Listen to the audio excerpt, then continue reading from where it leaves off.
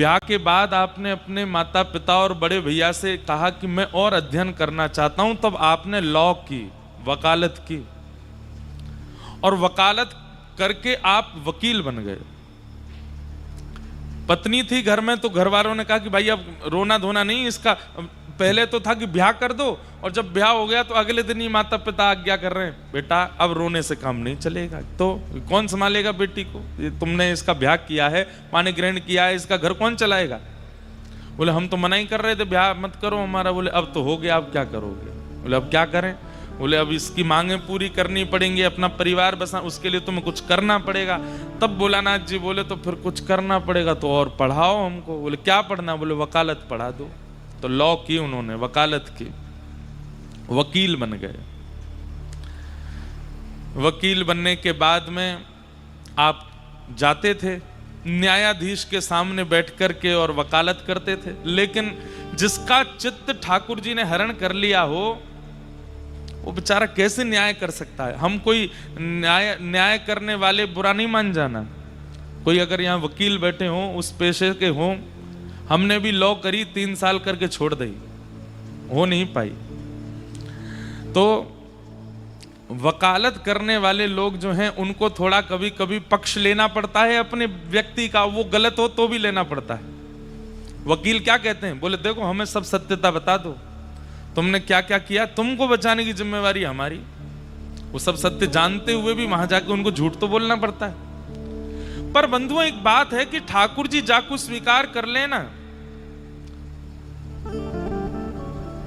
जहां किशोरी जी के लिए हमारे ध्रुवदास जी कहते हैं सहज स्वभाव पर्यो नवल किशोरी जी को मृदुता दयालुता कृपालुता की राशि है, ने कहूं ना रिस कवि होते हूं ना भूले सकी, रहत प्रसन्न सदा ही मन हास्य। ऐसी हमारी किशोरी जी, ऐसी सुकुमारी प्यारी, लाल जी के प्राण प्यारी, ऐसी हमारी किशोरी जी। तो उनका नाम जपने वालों में झूठ कैसे आ सकता है, छल कैसे आ सकता है, कपट कैसे आ सकता है?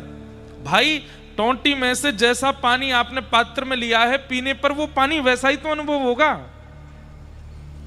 अब वो बात अलग है कि टोंटी से पानी आपने निकाल करके फ्रिज में रख दिया या चूल्हे पर रख दिया तो वो गर्म ठंडा हो सकता है। कई लोग श्री प्रिया जी का नाम आश्रय तो लेते हैं, लेकिन सीधा सीधा आश्रय अगर लेंगे तो सहजता, सरलता, कृपालुता, दयालुता और जैसी प्रिया जी हैं वैसे होते चले जाओगे। लेकिन आपने अन्य अन्य साधनों को साथ में रख रखा है। चूल्हा रूपी विषय भी है और फ्रिज रूपी भोग भी है। अब उनके आश्रय से राधा नाम लोगे तो फिर तो शीतल और तप्त होकर के आएगा, और उससे फिर वो जो विकार है वो उत्पन्न होंगे। हमारी बात समझ रहे हैं कि नहीं समझ रहे हैं? बिना भोग, बिना विलास, बिना माया के अगर सीधे श्री प्रिया जी का नाम ले लिया जाए तो प्रिया जी जैसी हैं वैसे ही आप होते चले जाओगे। भोरी सखी वकालत कैसे करे? अब यहां सामने जो क्लाइंट बैठा वो कह रहा है कि सुनो मर्डर तो मैंने ही किया है लेकिन तुमको बचाना है। तो भोलानाथ जी कहें ठीक है, न्यायालय में गए न्यायाधीश के सामने, हाँ जी तो भैया ये इनका कत्ल इन्होंने ही किया है, क्या कहना चाहते हैं आप इस बात में? भोलानाथ जी के तो हाथ कांपे, पैर कांपे। अब वो आदमी कटघरे में खड़े, हमने तुमको वकील बनाया है अपना, बोलो। हे जज साहब, मारा तो इन्होंने ही है पर इनको छोड़ दो, क्यों इनको आप जेल भेजो, क्यों इनके साथ कुछ गलत करो?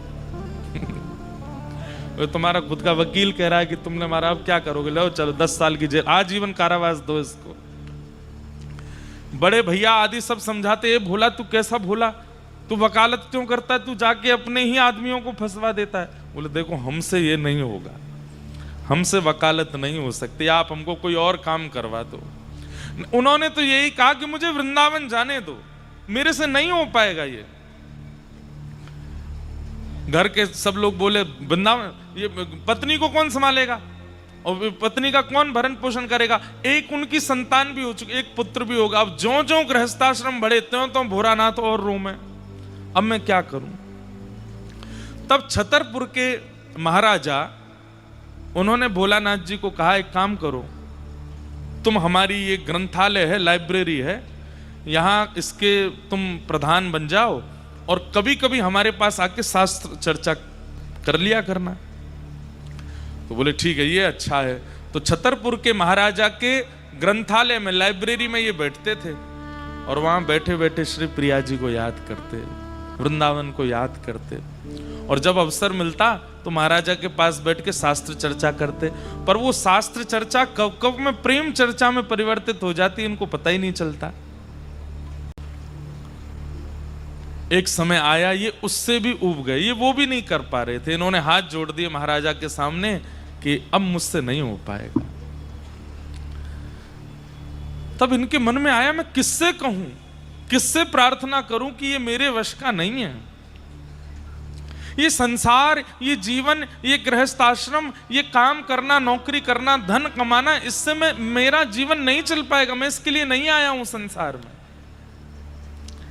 तब कोई नहीं मिला तो अंत में किशोरी जी से प्रार्थना की, श्यामा जी से प्रार्थना करने लगे। करहूं कृपा अब श्यामा श्याम, करहूं कृपा अब श्यामा श्याम, करहूं कृपा अब श्यामा श्याम, करहूं कृपा अब श्यामा श्याम। करुणा सिंधु लाडले प्यारे, करुणा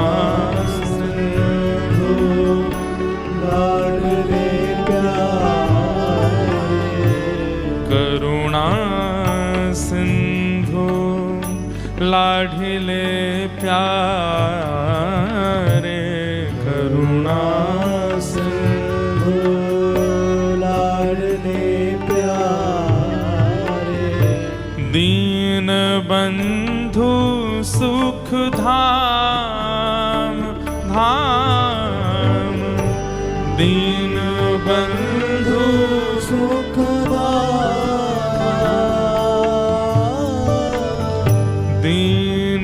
बंधु सुख धाम, दीन बंधु सुख धाम, करहु कृपा अब श्यामा श्याम, करहु कृपा। गाइए, ओ करहूं कृपा अब श्यामा श्याम,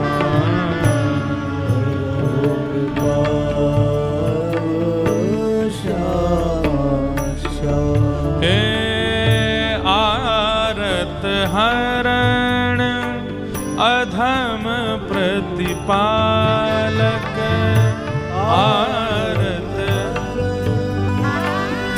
अधम प्रतिपालक,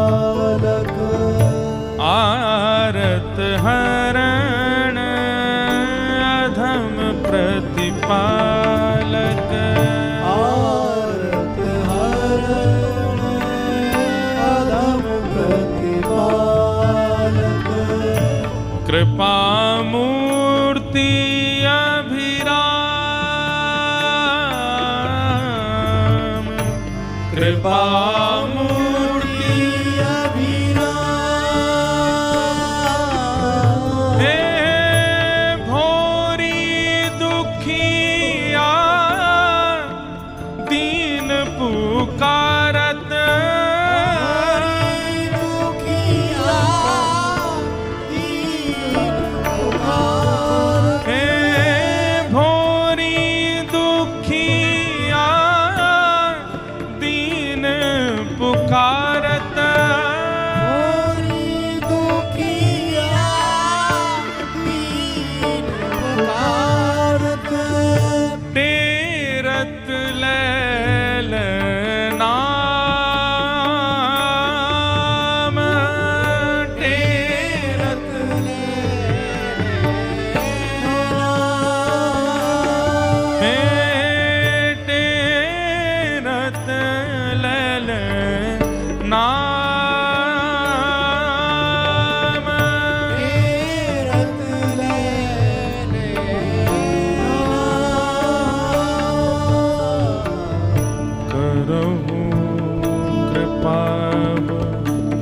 श्याम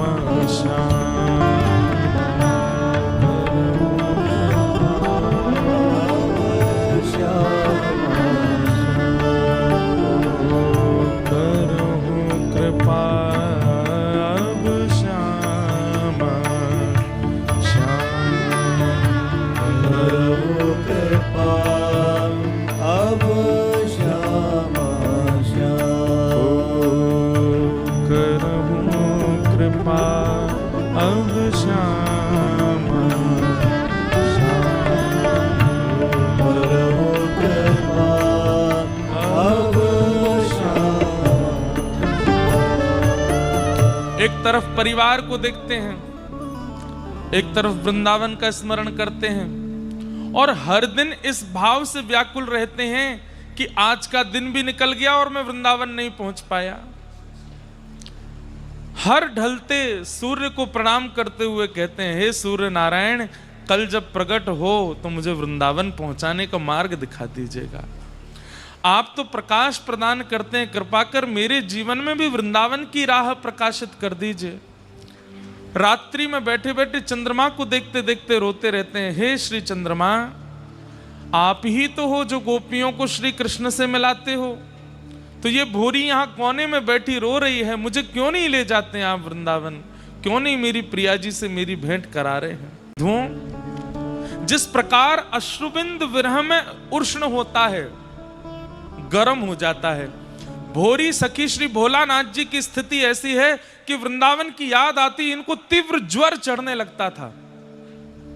और बस ये समझ लीजिए, सामान्य लोगों को तो लगता हमारा बेटा बीमार, पति बीमार, पिता बीमार आदि आदि भाव लगते थे, लेकिन वास्तव में जब जब इनको कृष्ण, जब जब इनको विरह होता, तब तब ये माना जाए, रसिक जन मान रहे हैं कि श्री कृष्ण प्रिया जी के लिए रो रहे हैं और उनके अश्रुबिंद ही ऐसे हो रहे हैं। प्रिया जी का विरह श्री चैतन्य महाप्रभु के रूप में अनुभव हो रहा है। कृष्ण विरहिणी गोपी बनकर के, श्याम सुंदर ही चैतन्य बनकर के पधारे हैं, परंतु यहां पर प्रिया जी का विरह चित्त में धारण करके श्याम सुंदर के अश्रुबिंदु ही भोरी सखी हैं, रोने लगे। भोरी दुखिया दीन पुकारत, भोरी दुखिया दीन पुकारत, तेरत लैल नाम, तेरत। आप तो ऐसे विरह आतुर हो गए, अब तो सबसे प्रार्थना करते हैं कि मुझे वृंदावन पहुंचा दो। कैसे बंधुओं, अब जो घटना घटी, इस घटना को ऐसा मत सोचिएगा कि प्रियालाल जी ने ऐसा कुछ किया या वृंदावन ने ऐसा कुछ किया, ऐसा नहीं है। ये सब तो प्रारब्ध की बात है। भोलानाथ जी को तब तक परिवार संभालना था जब तक परिवार का दायित्व उनके हाथ में था, लेकिन एक दिन ऐसा आया, एक बीमारी फैल गई और उस बीमारी की चपेट में आपकी पत्नी आ गई और पत्नी की सेवा करने का कारण उनके पुत्र भी उस बीमारी की चपेट में आ गए और भोलानाथ जी भी रहते थे सेवा में, लेकिन इनको कुछ नहीं हुआ। पत्नी और पुत्र दोनों ने एक साथ प्राण त्याग दिए, दोनों चले गए। अब भोलानाथ जी के जीवन में कोई नहीं है, माता पिता अति वृद्ध हैं, बड़े भैया हैं, वो भी अपनी नौकरी करते हैं। पत्नी और पुत्र दोनों का संस्कार करने के बाद में अब भोलानाथ जी अपने माता पिता से बोले, अब मुझे आज्ञा दे दीजिए, अब मैं जितना यहां रहूंगा उतना मैं व्याकुल होता रहूंगा। एक तो पत्नी का भी विरह है, पुत्र का भी विरह है, वृंदावन का विरह तो बचपन से है।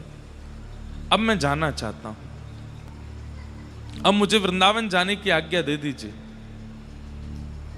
बंधुओं देखिए, एक बात समझिएगा, ना तो मीराबाई भाग करके कभी वृंदावन आई हैं, ना भोलानाथ जी भाग करके वृंदावन आए हैं। कई बालकों के ऐसे पत्र आते हैं, कैसी जिज्ञासाएं आती हैं कि हम सब छोड़ छाड़ के भाग के आ जाएं। नहीं, प्रतीक्षा कीजिए। प्रतीक्षा भक्ति का अत्यंत गूढ़ स्वरूप है। ठाकुर जी को योजना बनानी दीजिए आपको बुलाने की। आप बस स्मरण करते रहिए, पुकारते रहिए। हां, कई लोग भाग करके भी आए हैं, जिसमें एक नाम करमेती बाई का आता है। उनकी स्थिति अलग है, परंतु फिर भी प्रयास कीजिए कि आप रुकिए, प्रतीक्षा करो और बस पुकारिए। इतने आर्त भाव से पुकारो, ठाकुर जी बुलावे वृंदावन। कोई योजना ऐसी बने। और आज भोलानाथ जी की योजना बन गई और आप सब छोड़ करके अब वृंदावन आ गए। बड़े भैया को बड़ी दया आती थी कि मेरा छोटा भाई वृंदावन में रहता है, तो हर महीने अपनी तनख्वाह में से कुछ धन भिजवा देते थे।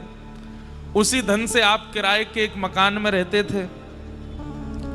वहां पर रह करके कभी सेवा कुंज जाते, राधा वल्लभ जी जाते, निधिवन जाते, यमुना जी जाते और सब पुलिनों पे भ्रमण करते हुए खूब रुदन करते, खूब प्रिया जी को पुकारते।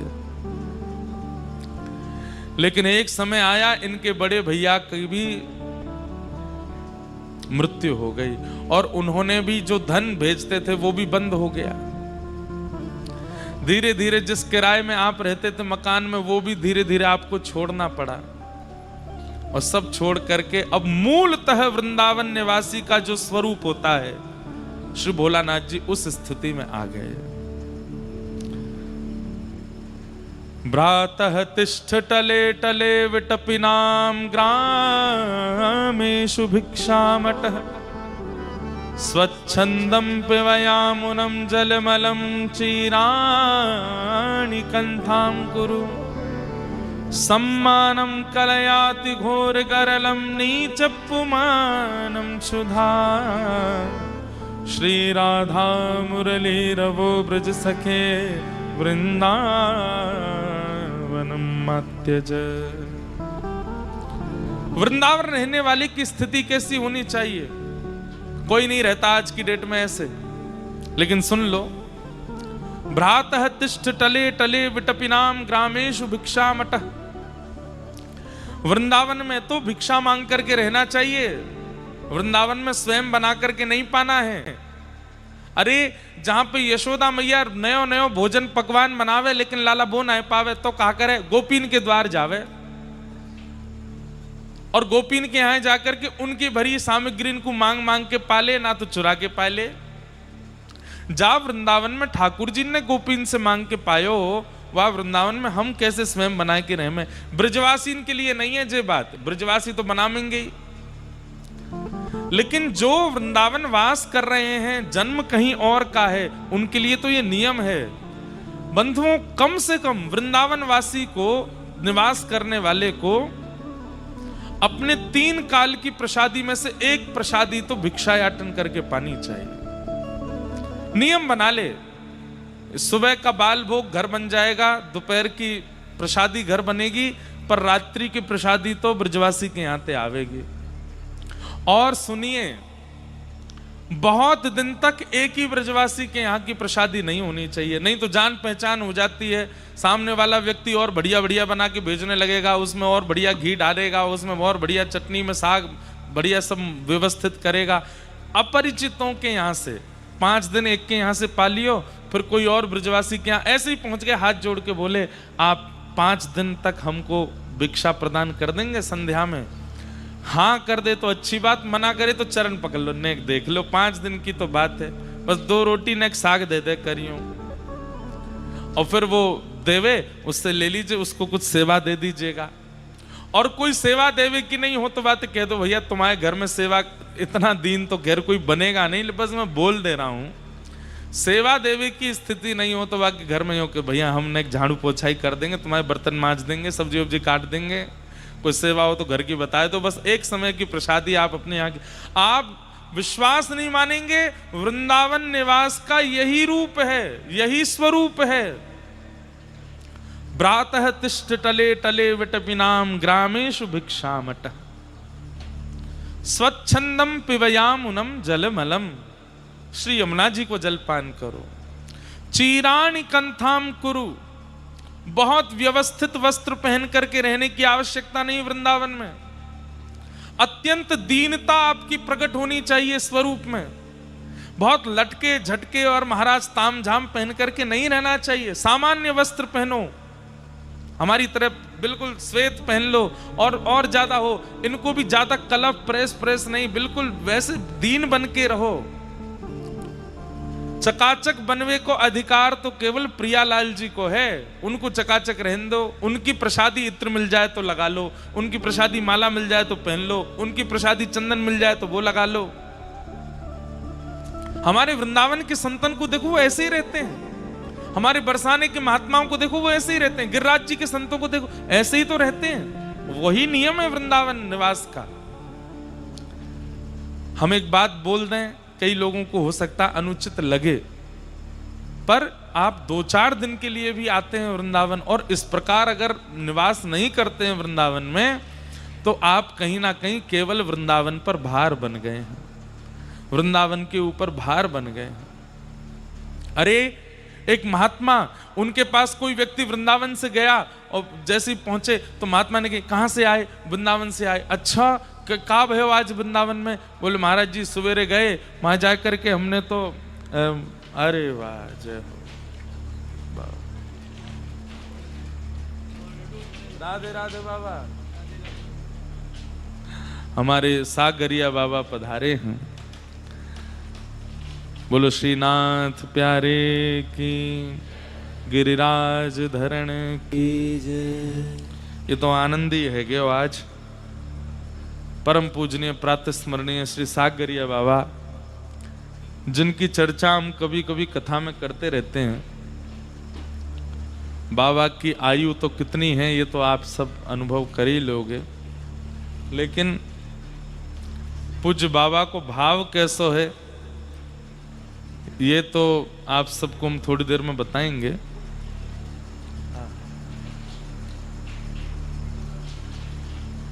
हम ये कह दें तो कोई अतिशयोक्ति नहीं कि कलिकाल में, आज के काल में अगर श्री यशोदा जी कहीं हैं तो वो बाबा के रूप में विराजमान है।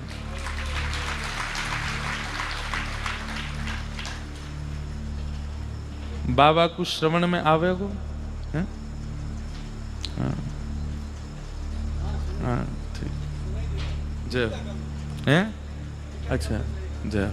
कितनी आयु है बाबा की? बाबा अभी 99 वर्ष के हैं और दृष्टि से भले ही अभी कम देख पावे, लेकिन बाबा की बड़ी कृपा है। ऐसो श्री जी के नाम को प्रेम है बाबा के चित्त में। अत्यंत तीव्र बुखार भी कभी कभी है जाए तो बाबा कहें वैद्य के पास मत ले जाओ। तो कितने लोग बैठे हैं यहाँ पे? बोले बाबा 10 लोग बैठे हैं, सबरे बैठ के राधा राधा गाओ चलो। और बाबा बुखार में पड़े हैं, सबन से राधा नाम गवा में, और राधा राधा राधा राधा सुनते सुनते सुनते सुनते बुखार उतर जाए बाबा को। ऐसे हमारे पूज्य बाबा हैं। आपने श्रीनाथ जी मंदिर में श्रीनाथ जी की सेवा में सागर की सेवा करी है, या हमारे आपको सागरिया बाबा के में आपकी हाथ की बनी हुई प्रसादी प्यारे श्रीनाथ जी पावें। अब तो बाबा सेवा में हृदय से विराजमान है, शरीर से तो नए जामे, परंतु पुष्टि मार्गीय वैष्णवन के लिए आप साक्षात सचल श्री यशोदा मैया हैं। आपको हम बारंबार प्रणाम करें। बाबा के संग हमने ऐसा ऐसा अनुभव किया है कि वह अनुभव को हम कहा बखान करें। रुक्मणी प्रसंग चल रहा है और बाबा आ जाएं। जोधपुर में कथा चल रही, वहीं पास में ही जोधपुर के पास में ही एक स्थान है, वहां बाबा कभी कभी विराजें। वो कहाँ नाम है स्थान को जोधपुर के पास में? हाँ, फलोदी। फलोदी राजस्थान में बाबा विराजें। और वहां जोधपुर में कथा में आ गए और मुझसे बोले किशोरी जी को प्रसंग सुनाओ। मैंने बाबा रुक्मणी विवाह चल लो, किशोरी जी को सुनाओ। कथा ही बदल दी, बस किशोरी जी को चरित्र सुनना है वहां बैठ के। फिर बोले मैं कल आऊंगा कथा में। मैंने कहा अच्छा, कल भी किशोरी जी को ही सुनाई हो। मैंने बाबा अब आगे ना सुनना कुछ, ना किशोरी जी को ही सुना। वो एक प्रसंग बड़ा प्रसिद्ध हुआ, सब लोगों को पता होगा। हमने वो गिरिराज धरण लीला सुनाई, ठाकुर जी ने नक पे गिरिराज जी धारण कर लिए और सब ब्रजवासी नीचे आए करके खड़े गए, छड़ी लगाई, कछु माखन को बल बढ़ो कछु गोपन के, सब प्रसंग सुनाए। मैंने कि अब ठाकुर जी गिरिराज धारण कर लिए हैं, अब 7 दिन 7 रात्रि तक ठाकुर जी गिरिराज जी धारण करेंगे, अब आगे कथा कल सुनाएंगे। बाबा बोले गिरिराज जी नीचे पधरवा और रात बल्ला लगे खड़ो रहेगो, हाथ दुख जाएगो लाला को, पहले गिरिराज जी नीचे धारण कराओ। ऐसे हमारे पूज्य सागरिया बाबा आए हैं। यहाँ एक अकिंचन कर चुके हैं हम गिरिराज जी में। सुबह सुबह 4 बजे करते थे लुक दाऊ जी के पास में, और वहां गिरिराज जी की तलेटी में बैठ करके कथा सुनाते थे। 5 लोग सुनते थे बस सुबह। एक दिन पिताजी महाराज भी पधारे थे कथा में। 5 लोग 500 बंदर। 505 श्रोता होते थे, जिसमें 500 बंदर होते थे और 5 श्रोता होते थे। और 5 श्रोता भी बेचारे बैठे रहते, कोई को चश्मा ले गए, कोई की 100 लोग। और समय भी यही दीपावली के आसपास का था, शीतल ठंडी पड़ती थी, कोहरा वोहरा पड़ता था, बढ़िया सॉल वॉल पहन के सिगड़ी जला के बैठते थे सुबह सुबह। उसमें नंदोत्सव वाले दिन हमने मटकीन में बढ़िया दही और मखाने, उनकी बढ़िया सुंदर सामग्री बनवाई और सब बंदरन को भंडारो कियो वादना। कम से कम 5000 बंदरन को भंडारो भयो होगो। ऐसी अद्भुत कथा भई। वाम बाबा रोज आते और रोज दूध घर की सामग्री लेकर के आते, चलती कथा में ही आके पहले मुंह को पवाते और फिर मुझे पूछते पेट भर गो। मैंने हाँ अब कथा सुना। ऐसे हमारे बड़े बिल्कुल यशोदा मैया हैं। ठाकुर जी की सेवा, हम आपको सत्य बता रहे हैं, हम पुष्टि मार्गी वैष्णव तो नहीं है, पर लाल जी तो हमारे पुष्टि मार्गी हैं, श्रीनाथ जी हैं। सेवा में क्या चीजों का ध्यान रखना चाहिए, सेवा में किन किन भावों का ध्यान रखना चाहिए, वो सब बाबा की कृपा से ही हमको पता है। बहुत वर्षों बाद आज बाबा के दर्शन भये हैं। बाबा को हम बारंबार प्रणाम करें।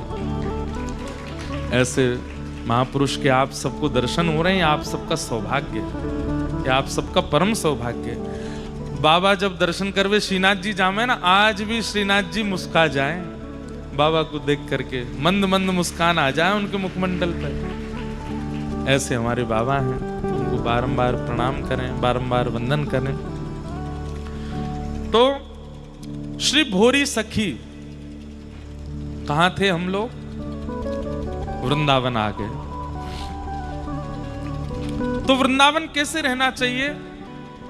बंधुओं देखो, ये सब सुन लीजिए, क्या पता कभी इच्छा हो जाए। और जिस प्रकार संसार के भोग के प्रति इच्छा होने पर एक बार मन होता है भोगी व्यक्ति का, चख के देखूं तो सही कैसी लगती है, और वो चखने जाता है और चखते ही फिर जीवन भर के लिए उसका आस्वादन करने लगता है।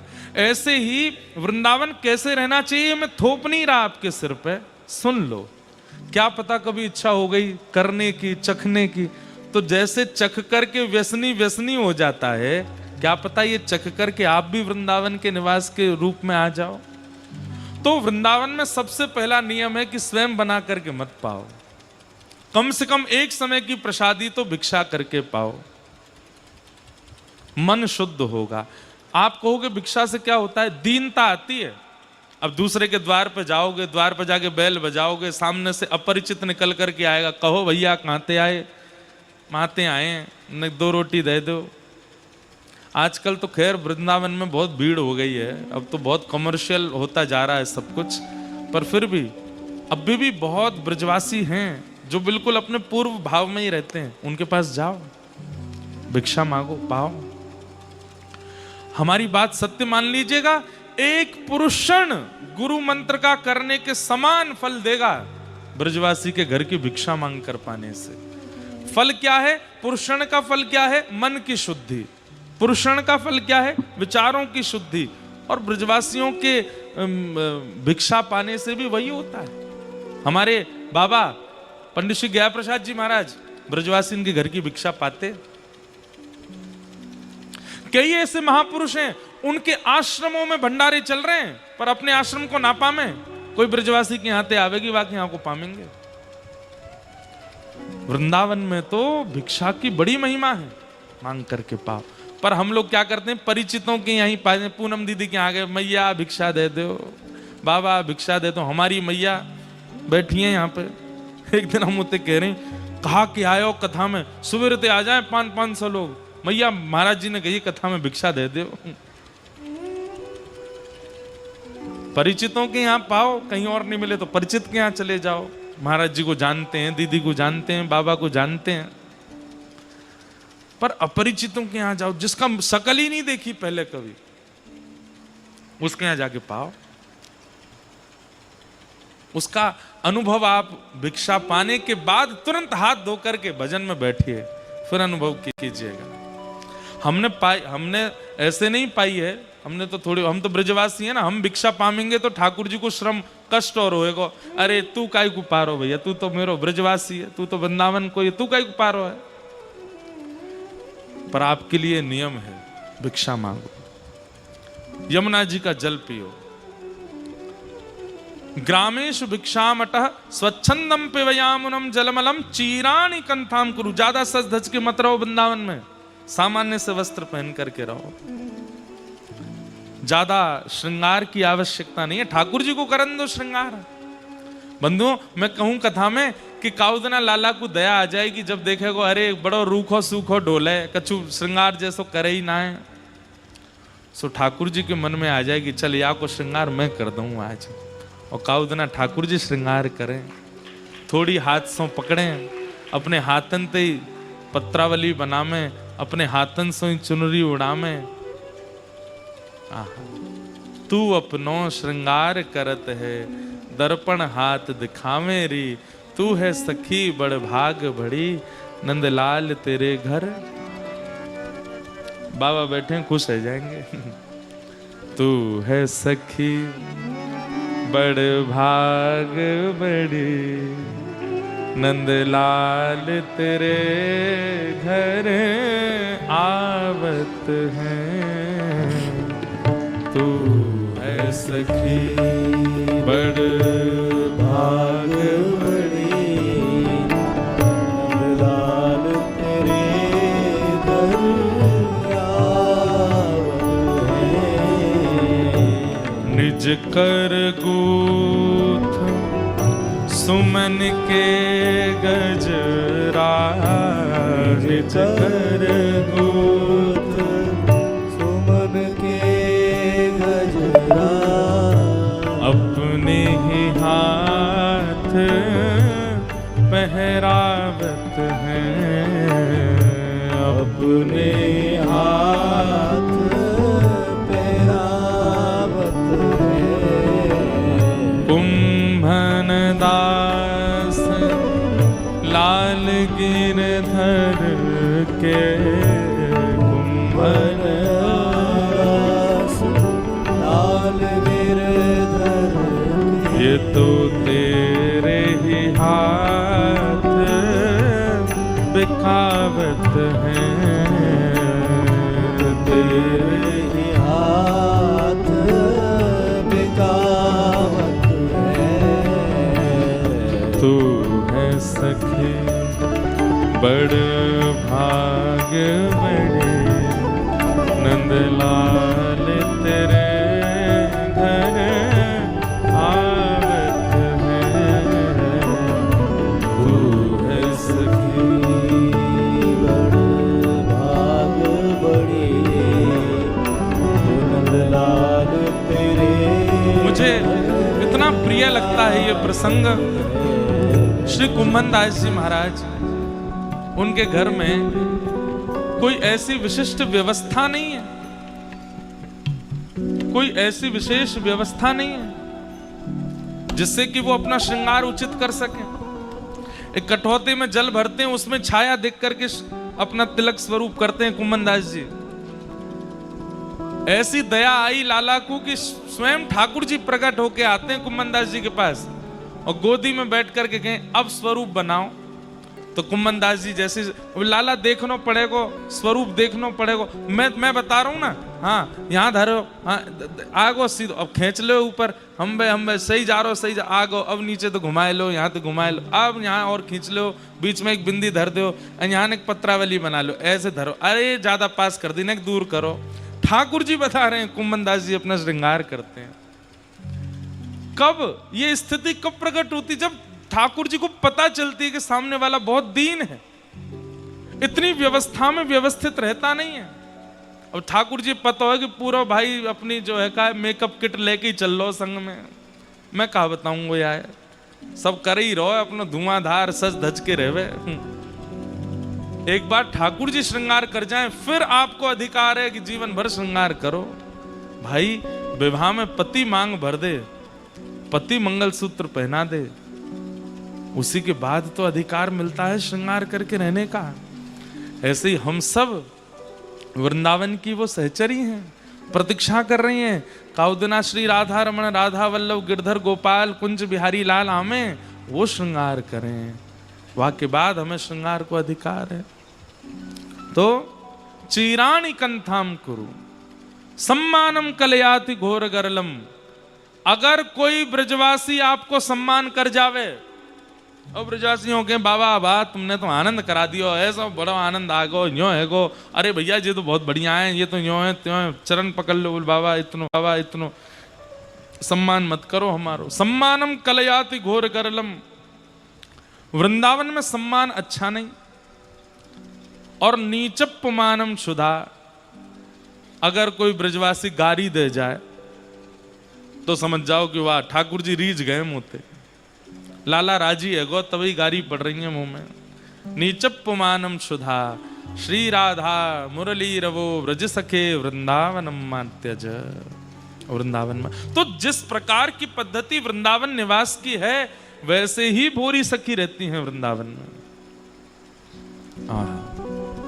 आप सेवा कुंज में निवास करने लगे, अब वो तो छूट गया किराए का जो मकान था, और वहां याचना नहीं करते हैं भोजन की। पता है क्या पाते हैं? सेवा कुंज में बंदरों को लोग चने डाल जाते हैं, तो बंदर जब सब पा लेते हैं, उसके बाद में चने की जो ऊपर की कारी कारी सी परत जो वहां कुछ छिलका रह जाए का है, बंदरों के चले जाने के बाद फिर उन छिलकाओं को बीनते हैं और उसको पाकर के केवल नेत्रों से अश्रु बहाते हुए श्री राधा श्री राधा श्री राधा गाते रहते हैं।